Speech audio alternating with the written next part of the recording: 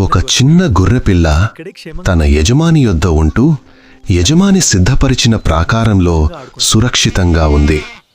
అక్కడ దానికి ఆహారం ఉంది, రక్షణ ఉంది, మరియు యజమాని ప్రేమ కూడా ఉంది. కాని ఒకరోజు ఆ గొర్రెపిల్ల తనంతట తానే బయట ప్రపంచం చూడాలని అనుకుంది. ప్రాకారాన్ని దాటి బయటికి వెళ్ళింది. కొద్దిసేపటికి అడవిలో ఒక క్రూర మృగం దాన్ని గమనించింది. అది మెల్లగా దగ్గరైంది.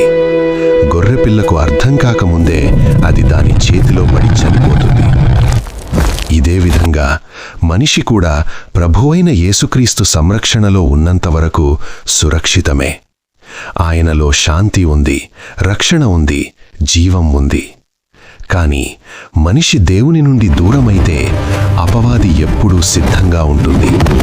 గర్జించే సింహంలా తిరుగుతూ ఎవ్వరిని ఎప్పుడు మింగుదామా అని చూస్తూ ఉంటుంది.